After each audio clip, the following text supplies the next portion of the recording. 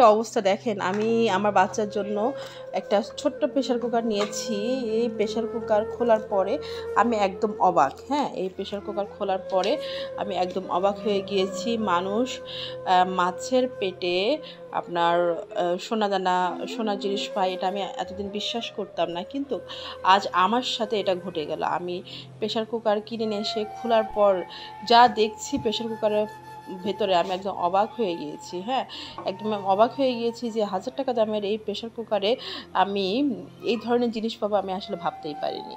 তো চলেন আপনাদেরকে দেখাই আমি প্রেশার কুকারের মধ্যে কী জিনিস পেলাম। দাঁড়ান, প্রেশার কুকারটা খুলি, আপনারা দেখতে থাকেন। হ্যাঁ, এই যে প্রেশার কুকারটা আমি খুলছি, এই যে দেখেন, এই যে ইয়াস ইয়াস, প্রেশার কুকারের মধ্যে খিচুড়ি পেয়েছি আমি। হ্যাঁ, খিচুড়ি পেয়েছি আমি, অলরেডি অর্ধেক খেয়ে ফেলেছি, বাচ্চাকে খাওয়াইছি। মানে দোকানদারকে আমি বলছিলাম যে ভাই, এমন একটা প্রেশার কুকার দিবেন যেটার মধ্যে আমি আমার বাচ্চাকে খিচুড়ি রান্না করে খাওয়াতে পারি। ছোট্ট প্রেশার কুকার দিবেন, আমার বাচ্চাকে আমি খিচুড়ি রান্না করে খাওয়াবো। কিন্তু দোকানদার ভাই যে প্রেশার কুকারের মধ্যে খিচুড়িও দিয়ে দিবে, এটা আমি ভাবতে পারিনি। হ্যাঁ, তো আপনারা তো দেখলেন, আমি দেখিয়ে দিলাম, হয়তো বাবা আপনাদের বিশ্বাস হবে না, এই জন্য আপনাদেরকে আমি দেখিয়ে দিলাম।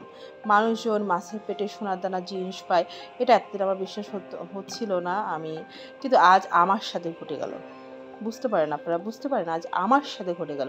মানে আমি ভাবছিলাম যে আমি হয়তো সোনা দানা জিনিস পাবো, কিন্তু না, আমি এগুলো কী পেলাম। মানুষ কেমনে সোনা দানা জিনিস হয় ভাই? যে আপুরা মাছের পেটের মধ্যে সোনার গহনা জিনিস পান, সেই আপুরা একটু কমেন্ট করে আমাকে জানাবেন যে কোন ব্র্যান্ডের প্রেশার কুকার বা কোন জায়গা থেকে প্রেশার কুকার কিনলে আমিও প্রেশার কুকারের পেটের মধ্যে সোনার জিনিস, সোনার গহনা, রূপার গহনা, হীরার গহনা এগুলো পাবো। তো ধন্যবাদ সবাইকে।